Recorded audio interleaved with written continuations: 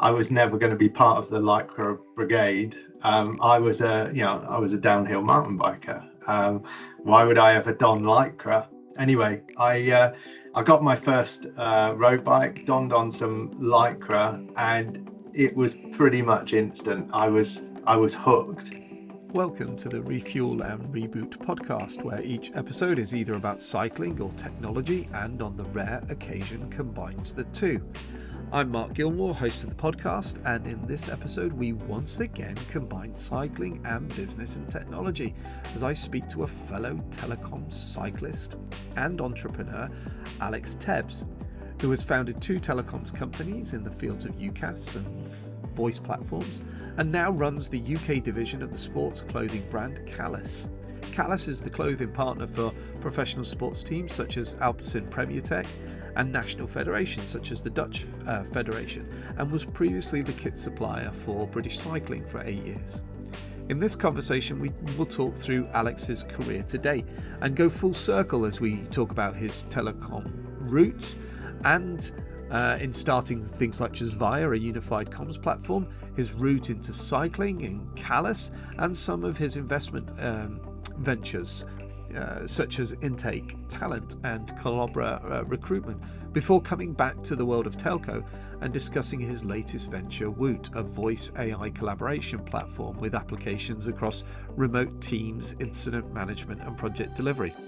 Here is Alex. Alex, thank you for joining. Good to be with you. Why don't you introduce yourself? Hey Mark, good morning. Nice to see you again. My name's Alex. I'm predominantly the country manager for Calobra in the UK, but also have a few other side gigs going on. Ride leader for Tulio, investor in two talent agencies, and more recently an investor in a new ultra real-time voice platform.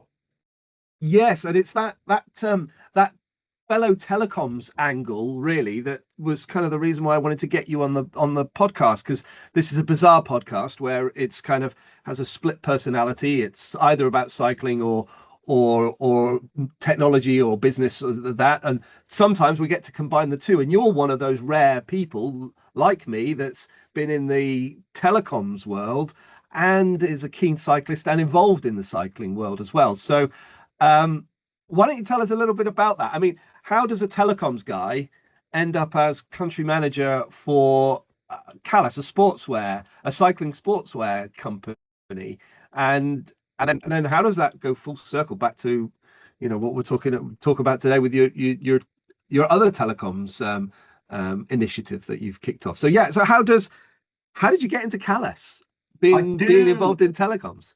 I wonder about this myself sometimes. If you'd have asked me sort of 10 years ago, where would you be in 10 years? I'd probably say, still in telecoms and working in the city and all the rest of it. But yeah, so I left uni and started off as a telecoms engineer.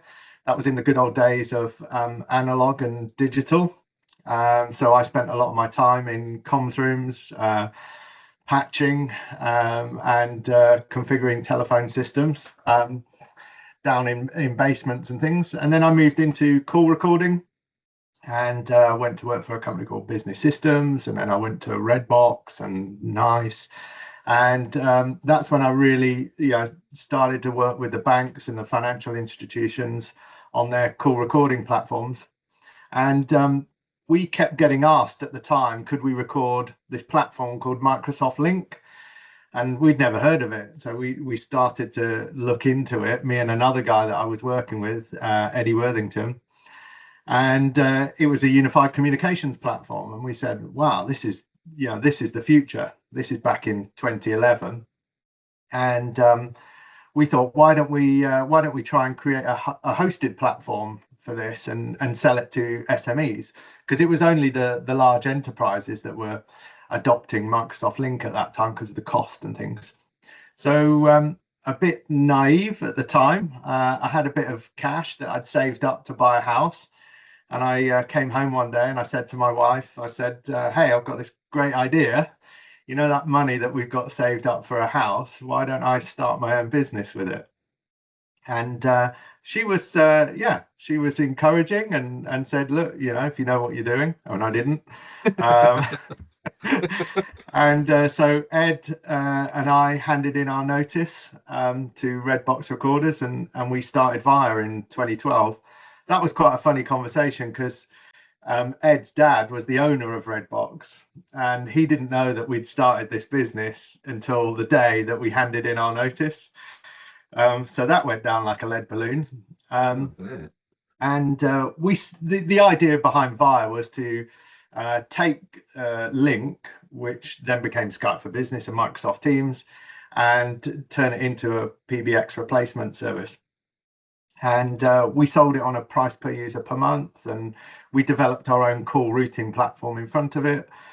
The first 2 years were a real struggle, and I remember a few occasions on the train on the way back from London, researching my responsibilities as a director, to because times were tough then. But once we hit a critical mass and we started to grow the platform, then we could really see the future.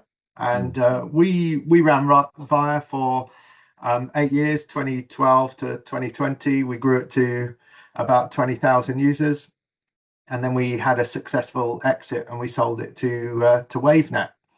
And after we sold it to WaveNet, that was January 2020. I planned out this. I planned out this whole year of exciting things to do, and I was actually riding my bike in Tenerife, and everybody started talking about this thing called COVID, and we're like, what the hell is COVID? And then we got a message saying that they'd locked down the H10 hotel in Costa Rica. So we didn't know what was going on. So we cycled down there to have a look, and we're like, wow, it was all cordoned off. And then as the week went on, we're like, crikey, are we going to be able to get home? Because that's when they started to lock down things and cancel flights and everything else. Anyway, we got home, and 2020, instead of having all these exciting trips planned, I spent the year at home with my kids playing football in the back garden, basically, because I didn't have a job,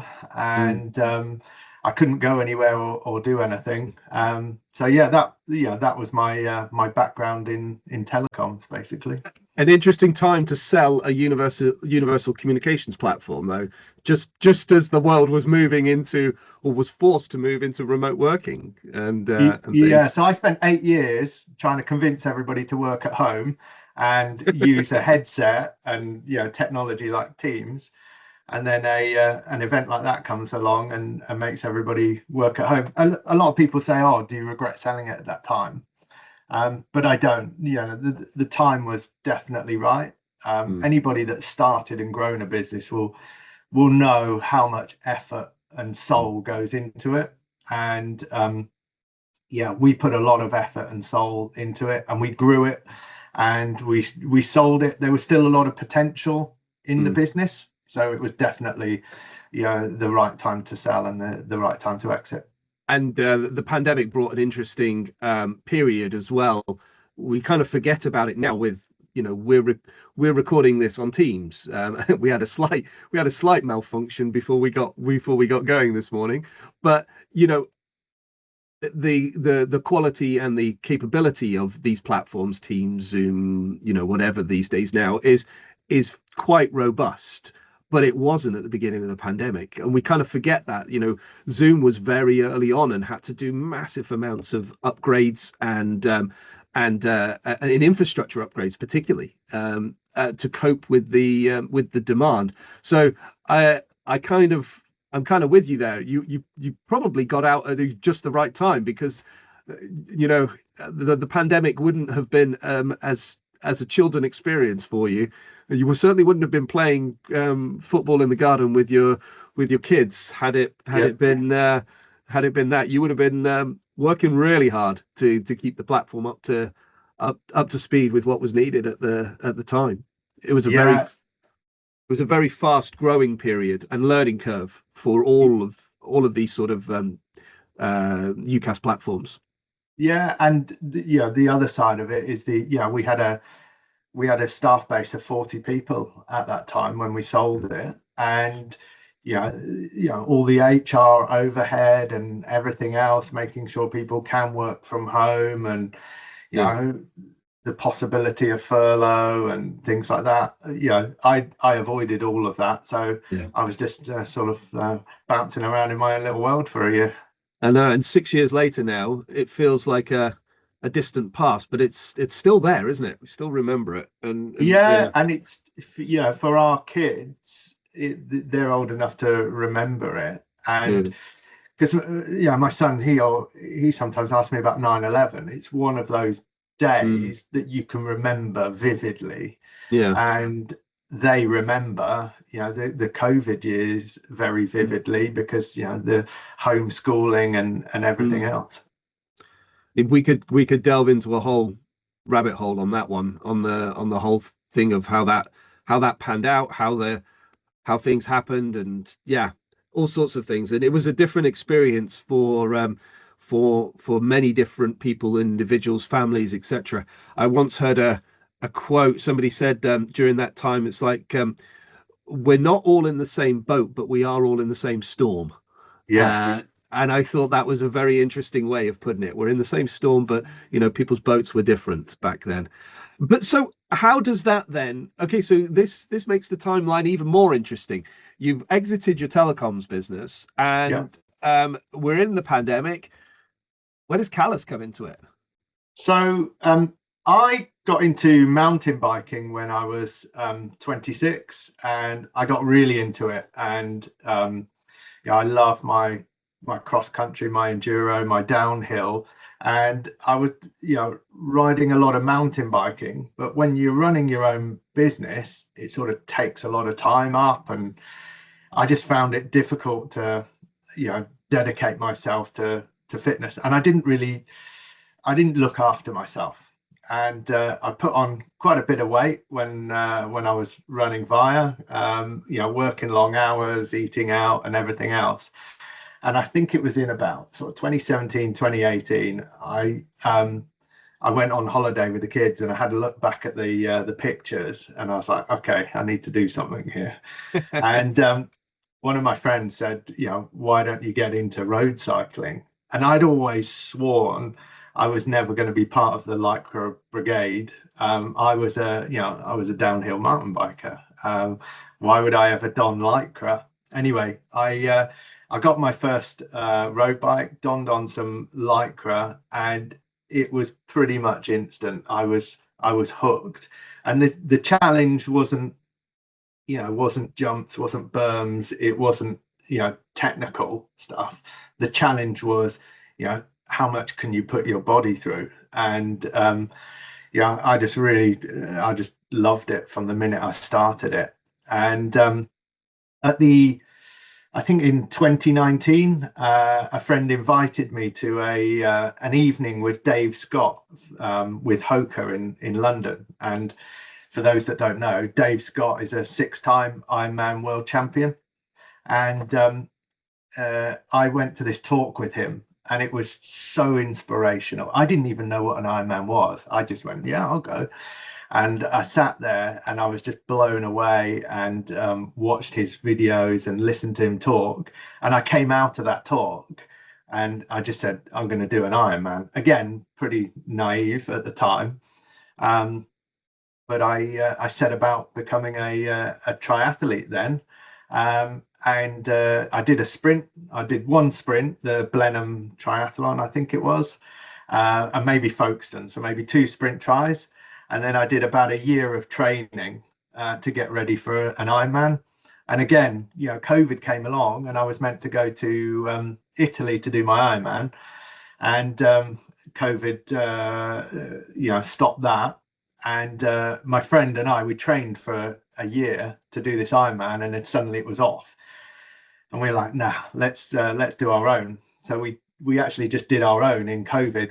We did the swim in Bicester Performance Lakes. We did the cycle around Oxfordshire, and then we did the marathon around Chipping Norton and Bloxham, basically. All it wasn't exactly all flowing, but it was it was an Ironman. It was all in one day. I think we did it in about 11.5 hours or something, so not too bad.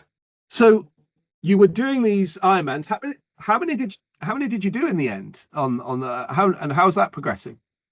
So I ended up doing 3 full Ironmans. Obviously did my own one in COVID. A year later, I got the opportunity to go to Italy, so we deferred it with Ironman and then went and did that, the Emilia Romagna one. And then a year later, I decided to take on Frankfurt, so I got that one. So I've got 2 official medals and 1 unofficial one.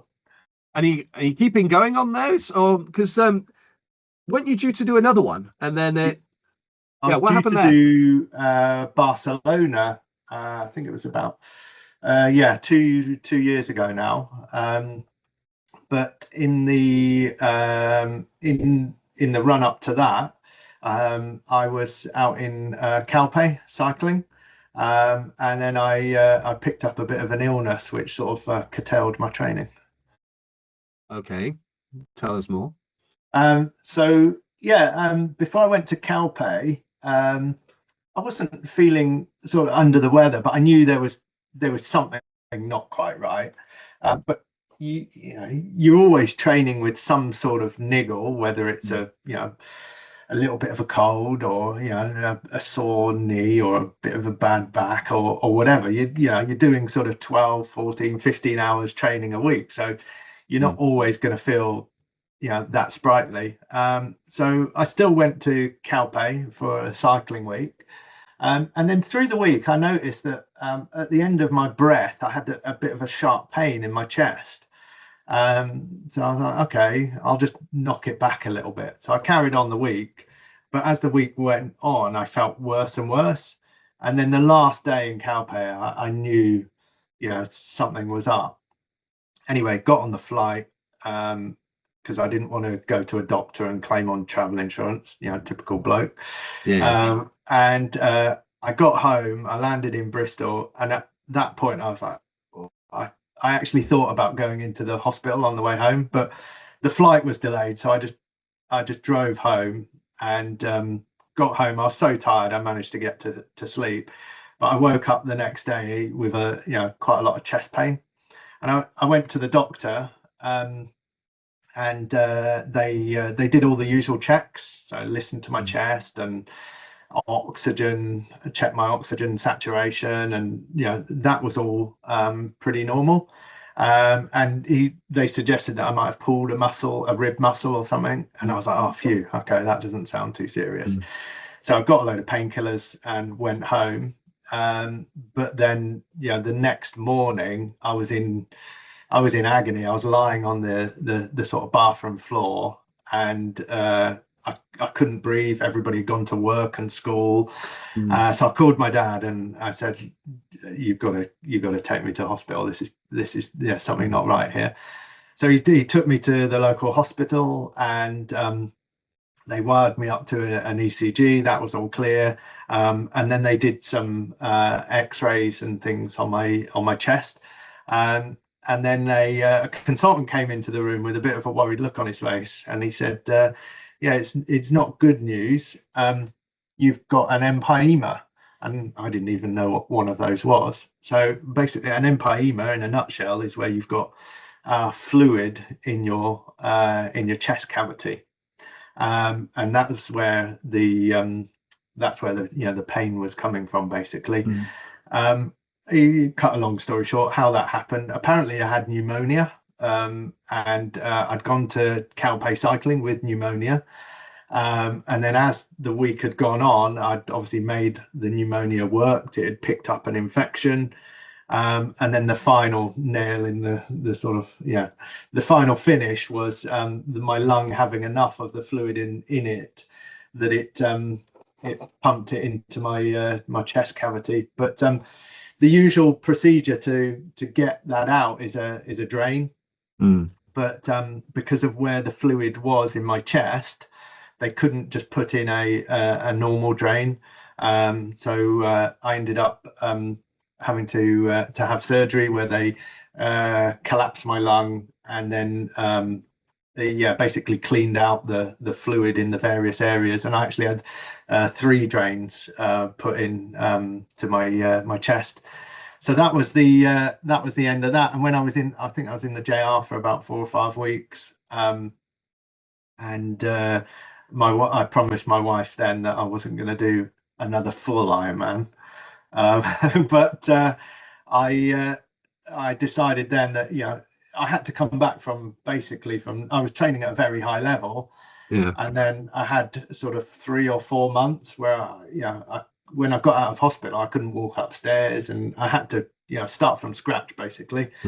And then I set my goal of a sub 5-hour half Ironman, and I managed. It took me 2 years pretty much to get back nearly to where I was. My lung here is sort of fused at the bottom now, so I'm not going to be right back to where I was. But last year I managed to do that sub 5-hour half Ironman, and that scratched that itch now. But during that summer in 2020, I managed to get out to Czech Republic, which is where my wife is from, and one of my oldest friends from Czech Republic is actually the son of one of the original founders of Callas. So I've known Callas as a brand for 20 years, pretty much as long as I've known my wife. I'd ridden in their kit, albeit their mountain biking kit. And when I got into cycling, I started to use Callas kit, and I loved it. And it was great because it was I saw it as like an underground brand. It wasn't sort of mainstream, but it was really good quality, and it was worn by professionals. And Joseph, who's the MD of Callas, said to me in 2020, you're not doing anything now. Why don't you help me run Callas in the UK? They'd been running Callas for sort of 10 years, and they'd grown it well, but the UK market is a big market, and they wanted to realize more potential basically. And we had a look at it. We carved out a deal, and again I went in with 2 feet and took the reins of Callas at the end of 2020 basically. So I took over Callas when 2 of the staff were furloughed. There was a global pandemic, and I didn't know anything about the cycling industry. So what have you learned in that time then? It's been an interesting time, because the timeline here is end of 2020. The cycling, especially in the UK, went through a massive boom then at that point. And well, I don't want to say it's been boom or bust, but it's certainly not been boom all the way since the end of 2020. So what have you experienced? What have you learned in that time?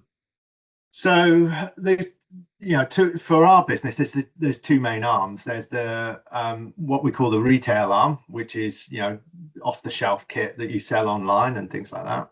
And then there's your custom business, which is clubs, teams, events, charities, that sort of thing. You've got these 2 very distinct arms. What happened in 2020 is you had a massive boom in sort of casual cyclists, what I'd say, people that were fairly new to the sport. And what grew the most was the retail business, because a lot of new people coming into cycling, buying their kit for the first time and everything else. So retail sales, not necessarily Callas, but I think across the board, from the major manufacturers, just went, and bike sales went bush and everything else. Excuse me. And then what everybody did with that growth is they were like, great, well, let's make more. Okay, this is it. We're on the gravy train now. And then shortly after COVID, it was literally a year later, demand dropped off a cliff, everybody went back to work. Everybody started using gyms again instead of going out on their bike. And what you had in the industry is you had a massive oversupply across the board, in clothing, bikes, and everything else, but demand was very low. So then the only thing suppliers can do then is to discount. So to get rid of that stock, and that took a good couple of years for suppliers to clear out that stock. With Calobra, I realized pretty early on that our main core focus was the custom. That's where we were different, because we got a very reliable service. We got excellent quality kit, low minimums, fast lead times, all made in our own factory in the EU. So we doubled at the time where that was going on. We doubled down on custom, because custom's repeat business as well. If you can get into a new club or a team, they have new members churning and things, and it's a bit like the telecoms model. That was a price per user per month. It was recurring revenue. Custom kit is recurring revenue, because people change their designs, they do anniversary kit, they got new members and everything else. So that's the recurring revenue model, and that's the bit I like. And also, we're a privately owned, family run business, and we run profitable, but we don't have an unlimited marketing budget like some of the big players that have got a lot of investment. So to compete with them on retail kit and the marketing that they can do was, you're on a hiding to nothing there, really. And we've seen that recently with a lot of those larger players, either going out of business or being bought up or whatever. It's no secret in the industry, the losses that they've made. And what we've done is we've just stuck to our roots. It's that custom offering, and we've grown and expanded that, and sort of how can we make that bit better. And I've got to say, that's how I came in to know about Calobra. It was, and I've now got quite a few bits of Calobra kit, but it's all custom kit that's come through. And in fact, I've got some shorts on order, waiting for them to come. Waiting for them to come through. But the custom business, surely that's a difficult business. But you're saying actually it's more reliable for you than actually the retail business, and that's quite interesting in that, because I would have thought that the margins on custom were really difficult to achieve, just because you've got such low volume in comparison. So it is. It's much lower volume, and it's much lower margin, but it's also much lower risk, because everything's made to order. So you haven't got all of this stock that you with retail kit that you sell online and things like that. You come up with new colorways, new designs, that sort of thing, and then you've got to put in some hit. Some are a massive hit, others not so. Yeah, so it's very much individual taste, isn't it? So and then you've got to put in a forecast. So you come up with a new colorway and you put in a forecast, and generally retail kit is it's designed sort of almost 2 years before it gets on the shelf. So you're trying to forecast where the trend is going to go. You're coming up with these ranges and these designs, and then you're forecasting and building that into your production and manufacturing. And obviously you want to grow, so you're like, how much can we grow, and how much stock have we got to make? Whereas custom, you're making it to order, so that you haven't got that overhead there. I mean, retail, don't get me wrong, retail is still a very important part of what Calobra do. And we stock a very wide range of retail kit, and it sells very well. But we can't do a big sort of marketing marketing campaign that will, sort of beat the top players. A lot of our marketing and brand awareness is done through word of mouth and things like that. I mean, that said, we make the kit for the Alpecin Premier Tech team, Matthew van der Poel. We made the kit for British cycling for 8 years. We now make kit for the Dutch Federation, the Australian Federation, Japan, and lots of other sort of top top teams around the world. But custom is our core focus. I think what enables us to do that is we own our own production facility in the Czech Republic. So we've got our own factory. Everything's made under one roof. So the manufacturing process starts at the bottom, which is the cutting. So that's where all the fabrics are, and then it goes up to printing. So then we print the design onto paper, and then we sublimate it onto the fabric, and then it goes into stitching, and then quality control and shipping. But it's all done under one roof. So we've got complete control over that manufacturing process. And the resultant kit is great.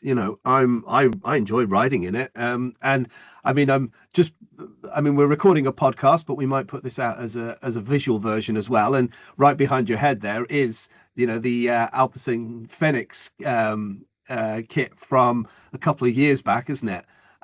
So we've got a partnership with Vortec in Silverstone. So Vortec is part of the Silverstone engineering hub, and they've got their own wind tunnel facility there. So we make Olympic level skin suits, time trial suits, road race suits, and that sort of thing. So we were actually, I think it was about 3 years ago, we did a wind tunnel session with Jasper Philipsen from Alpecin, and that was when we were creating the project series of suits, which have gone on to win countless world titles on the back of fantastic athletes and stages in the Tour de France and monuments and everything else. So Jasper was in the wind tunnel optimizing his aero position for the sprint, but also benchmarking our project suit, and it was great to meet him. I'd say work with him. I didn't really do anything. It was the engineers. But I grabbed the jersey on the way in and made him sign it. And then I got Matthew to sign it as well at one of the cyclocross races that I went to.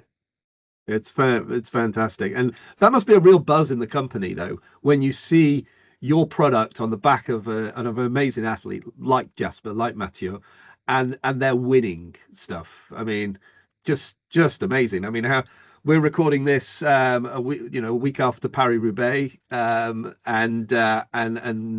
Flanders, and just great to see your riders in that kit on those races. And I mean, what a race on Sunday. I mean, obviously, because I'm a fan of Mathieu and Alpecin, it would have been great for him to win it, but the theatre around that whole event was just amazing. And then to see Mathieu, probably the first person, from the race to come up and congratulate, his oldest rival that they've grown up together, and just, congratulate him at the end. Everybody the commentary team on that were commentating on it, they welled up. I welled up watching it. It was fantastic. But in the production at CAAAS, it's literally 1 minute the production team will be making kit for Alpecin, and then the next minute it will be a local cycling club, could be a Tullio jersey on the same stitching desk. Literally at the same time. If you walk around the factory, and it's open, anybody can go there. It's about an hour south of Prague to go and have a look at the facility.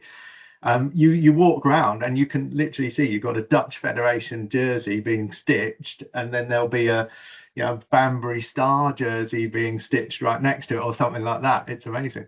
You should not tell Dom that, because if he has any inkling that his piece of kit that he's wearing, it possibly even touched the same jersey that Mathieu van der Poel would one day wear on the same desk. Sorry, Dom. We'll catch him out now and see if he actually listens to this episode of the podcast, not just his own one that was recorded last time. Yeah, he was very chuffed with that. It was a really insightful discussion. I mean, and you've had an involvement in Tulio as well. You've kind of acted as a bit of a mentor and guide in that, and I think that's something quite interesting about you. There's always been a pivot in what you've been doing, you know, from Via to Pandemic to CAAAS, and then and so you've got a couple of other projects on the that you kind of oversee in Yeah, so when I was when I started Via the telco, I used a platform called LinkedIn. Everybody knows about it now, but at the time it was it was pretty new, sort of 2011, 2012. That's right. The telco industry was kind of one of the first major users of it, I think. So yeah, I think in tech certainly, way before Microsoft acquired LinkedIn. And I used LinkedIn for business development. It was that's where my customers were. It was B2B. So, I posted about what we were doing in telecoms, and then I reached out to prospective clients on LinkedIn, and I grew my business. One of the reasons why it grew is because of LinkedIn. And I didn't know, when I took on CAAAS in the UK, I didn't know how to sell to cycling clubs and that sort. Although I'm passionate about cycling and triathlon, I didn't race. I didn't do any cycling races. I wasn't going to events every weekend. So I thought, how can I get more CAAAS customers? Well, all of the cyclists, or a lot of the cyclists, are on LinkedIn. They've all got day jobs and things. So I reached out on LinkedIn, and I started to post about cycling on LinkedIn. We've grown CAAAS business through LinkedIn. I saw Dom. I don't know whether it was I saw Dom or Dom contacted us, but he was just starting Tulio, this business cycling network. So that was really interesting, and they were looking for a clothing supplier. And I managed to convince Dom that CAAAS was the right supplier. But as I worked more with Dom, and we became friends, and the Tulio network grew, I wanted to be more and more involved, basically. So Tulio has been a fantastic vehicle for everything for me. First and foremost, making new friends and contacts, and being part of a community, meeting people like you and Eric and everybody else. But beyond that, it's been great for growing CAAAS business, because I get to ride with cyclists. I get to talk to them and help them with their custom kit requirements, whether they're doing a London to Paris or whether they're a member of a cycling club as well. And then for other business interests as well. So I head up the Cotswold Tulio ride. We're going to do our first 2026 event next month.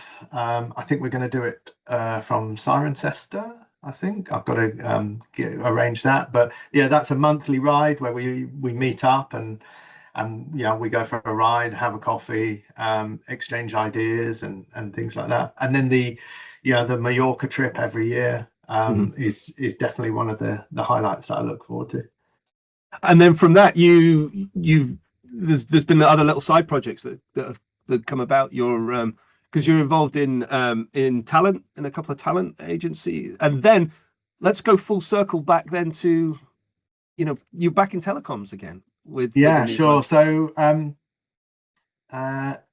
well, obviously I sold Via, and then I got into CAAAS, but I've started and grown businesses. I think startups is probably an area where I've got something to offer. And it was a friend of mine that had been involved in talent for about 20 years, wanted to start her own talent agency. She'd worked in aviation, Oxford University. I've grown teams, so I've recruited people. I've grown teams. I've done it badly, and I've also done it well. So I sort of know what works. And so I had the opportunity to invest in a talent startup, Intake Talent, that also has a focus on apprenticeships and early careers, which is another area that I'm quite passionate about. So we grew that a couple of years ago, and I was telling Dom and Eric about that when we were in Mallorca, and they're in tech recruitment, or they were, still are, and we decided that we'd set up our own tech recruitment talent agency as well. And because we were in Mallorca at the time, it was over dinner after a couple of glasses of wine, which is where usually these things happen. We named that recruitment business after Calobra. So I've now got Callas is obviously my main day job, but invested in two talent startups. Well, they're sort of they're a couple of years old now and 5 employees at each. And that's a difficult industry. We could spend a whole podcast talking about that industry and going in there. But you and I are from the tech and telecoms industry and a background. So why don't we circle back to that side of the world now as well? Because you've recently got this new project off the ground again with Ed, and you and I went through it just yesterday, actually. Yeah. Really interesting in project. So called Whoot, yes? Yeah, Whoot. Yeah. So as I said earlier, my background was financial trading and call recording. And in financial trading, they historically haven't used traditional communication methods. So they don't necessarily have a telephone and call someone and then it plays ringing. Their method of communicating, certainly in a voice world, was push to talk. Push a button, start speaking, everybody hears it instantly. And one of the things that Ed and I always wanted to do was create a cloud-based trader voice platform where you got instant push to talk, but without clunky hardware and everything on a desk. About midway through last year, Ed and I were discussing it again and looking at the market. We realized that the market hadn't moved on quite as quick as we thought it might, and there was still an opportunity there.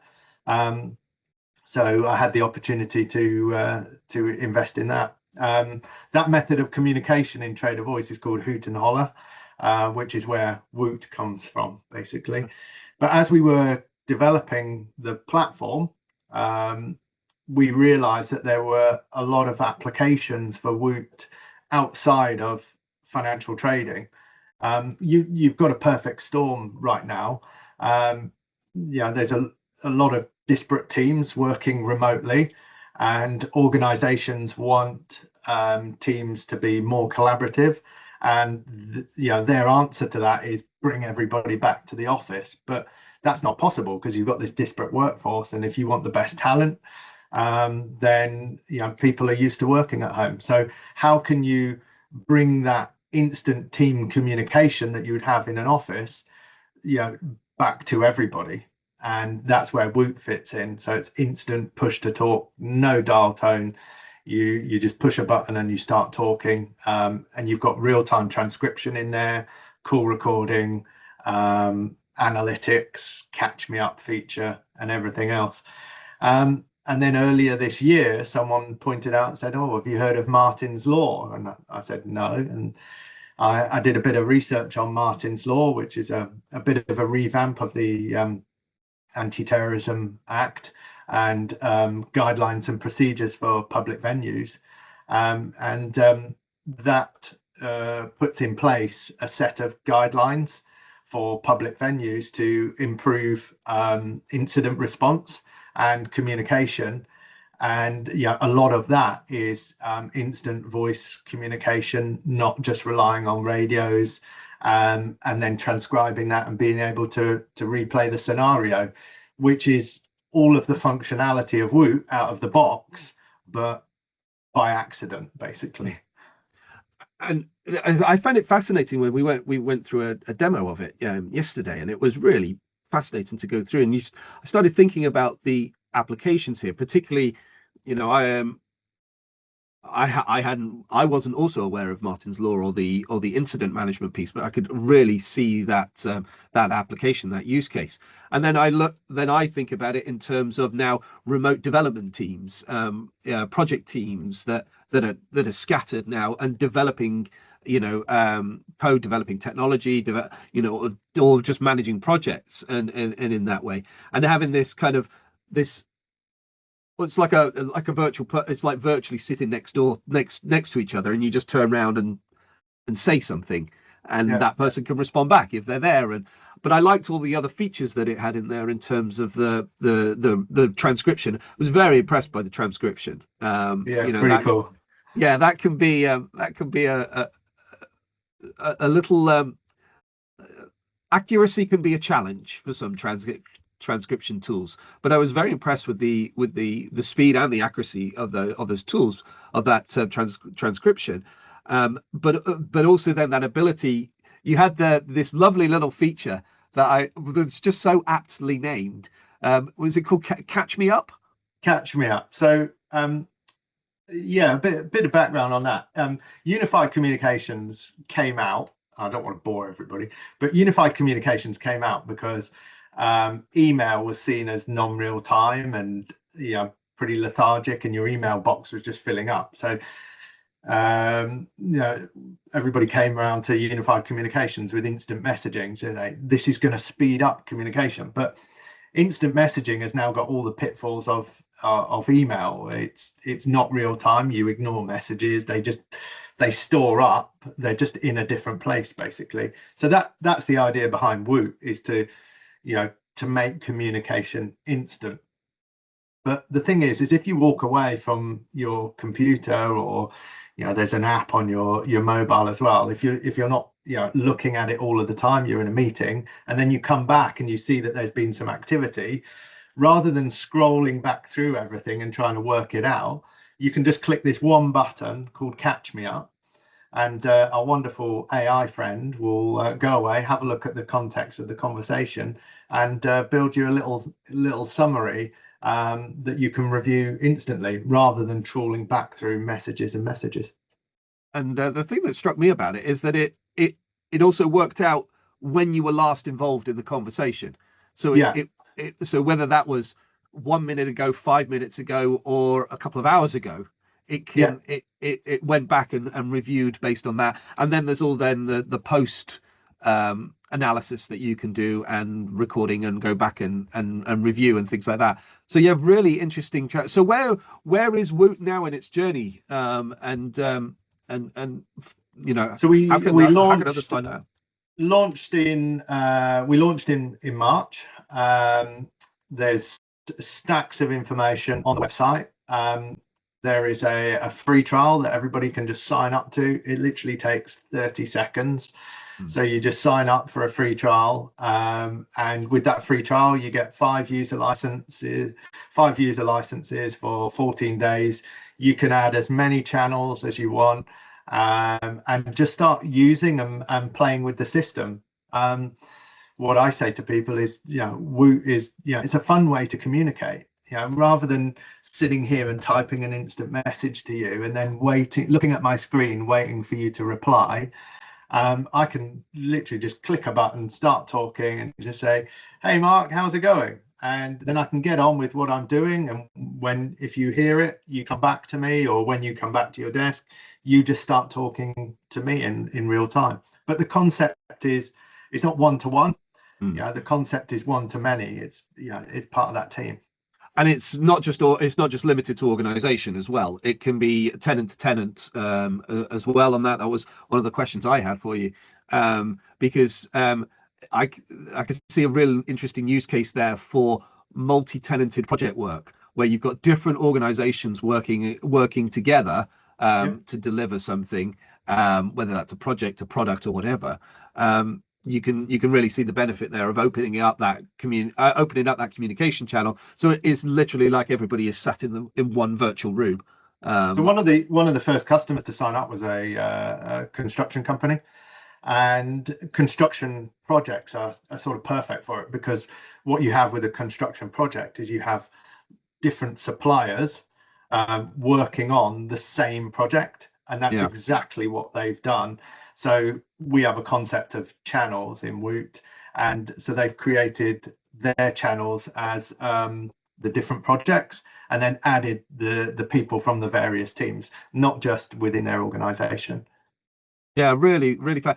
I think it's an interesting, a really interesting product and concept, and I think it's another way to kind of develop and move on the premise of remote working, because it is a different way of communicating.